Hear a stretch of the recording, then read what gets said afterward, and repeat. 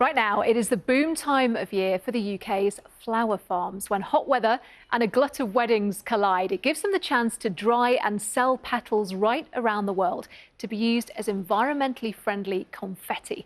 Our reporter Joanne Riddle has been to one of them in Shropshire. 25 acres of stunning colour near Newport.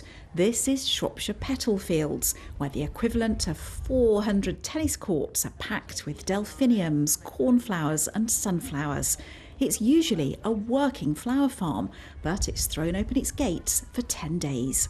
Celebration of all things petals, so it's a celebration of farming in the whole. So we've got different crops based around us as well as the flowers, but it's about getting people to understand where the flowers come from and just enjoy nature. There's also a potato farm here run by the same family for 3 generations. But it's this woman who spearheaded the diversification into flowers. And now biodegradable petal confetti is sold as far afield as Australia and America.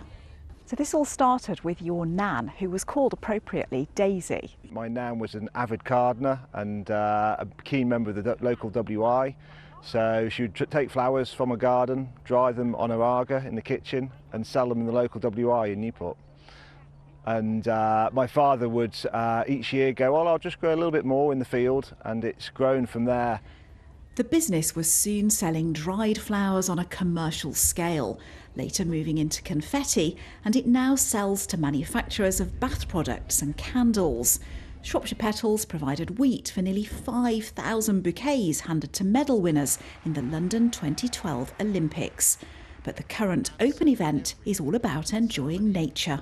Yeah, learning about the different flowers, and it's really lovely for my daughter to be able to see the different flowers and learning the names of them and seeing the sunflowers and learning why they're pointing certain ways, the sun and things like that. So yeah, really lovely day out. Like, it's so beautiful, like the nature was so amazing, the fresh feeling, wow. I came here last year when I was pregnant and it was just the most beautiful, beautiful day. So I've come back with my baby. It's beautiful.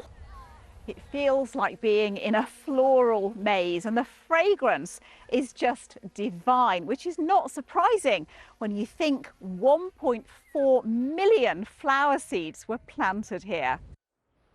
Oh, it's time for the weather now, and Alex is at a sunflower farm in West Sussex. I had no idea such a thing even existed, but it's looking bright where you are. Some duller days ahead, though.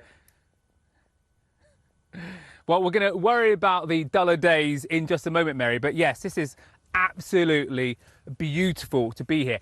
If you can get comfortable being surrounded by hundreds of bees, which is a great thing, of course, for the environment, it actually feels really nice being in amongst all of this, particularly on a grey day, which you've had in the southeast. You can probably see the cloud cover behind me, but never a dull moment surrounded by all of this beauty. So this is Tully's farm. It's not too far, actually, from Gatwick Airport, believe it or not. And it sits on just under 15 acres of farmland, and they planted 600,000 seeds, and they've ended up with around 8 million blooms, and it looks absolutely stunning. I have to say, these guys, although the weather for us has been quite up and down over the summer, they absolutely love rain. It rained here earlier today and they certainly lapped it up. Word of advice though, once you've snipped one of these, they don't actually like the sun, so do keep them in the shade. They also like a drop of gin. It helps keep it all clean and makes the sunflowers last a little bit longer.